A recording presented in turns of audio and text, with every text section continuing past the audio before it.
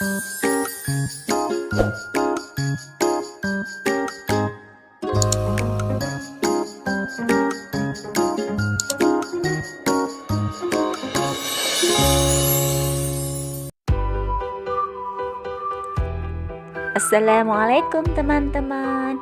Bagaimana kabar teman-teman hari ini?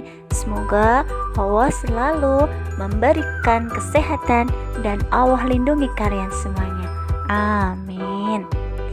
Hari ini Bunda mau bercerita tentang kisah Rasulullah saat mendengar siksa kubur.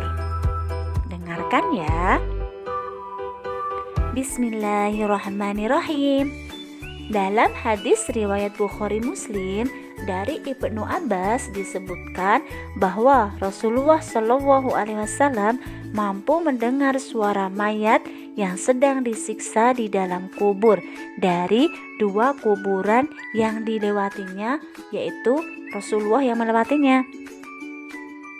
Pada saat itu Rasulullah Shallallahu Alaihi Wasallam bersabda, keduanya sedang disiksa, tapi bukan karena dosa besar, melainkan ia tidak mensucikan diri dari kencingnya, sedangkan yang lainnya disiksa karena suka mengadu domba. Kemampuan Nabi Muhammad SAW dalam mendengar suara siksa kubur ini memang menjadi keistimewaan tersendiri.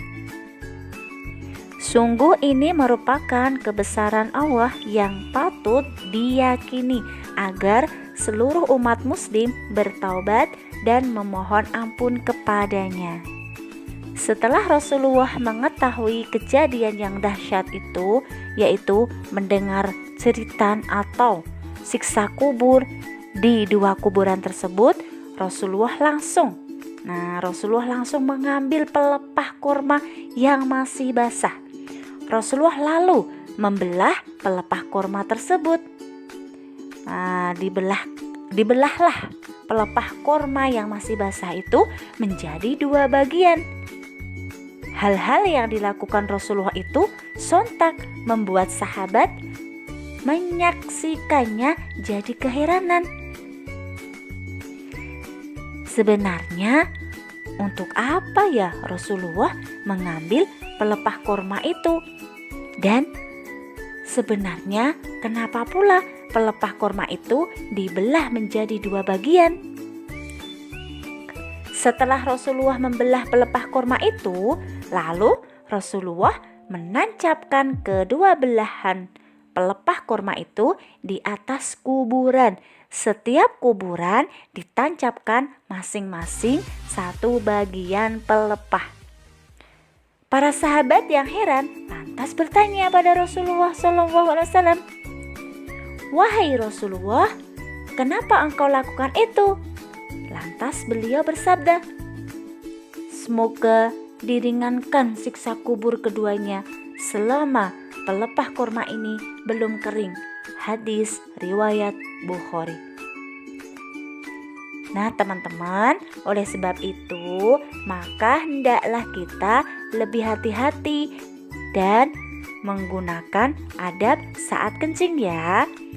Setelah buang air besar atau kecil, janganlah lupa bersihkan dengan sebersih-bersihnya dengan air.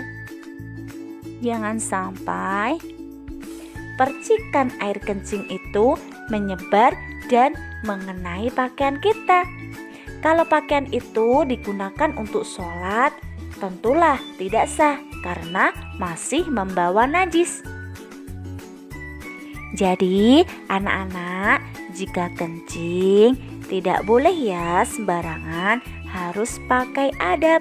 Kencing tidak boleh berdiri, harus dengan adab yang sudah ditetapkan atau diajarkan oleh Rasul kita, yaitu kencing sambil jongkok. Demikian kisah tentang Rasulullah saat mendengar siksa kubur. Kenapa disiksa? Bukan karena dosa besar, melainkan karena dosa kecil, yaitu dengan beristinja yang tidak benar. Semoga bermanfaat ya. Dari Bunda cukup sekian. Assalamualaikum.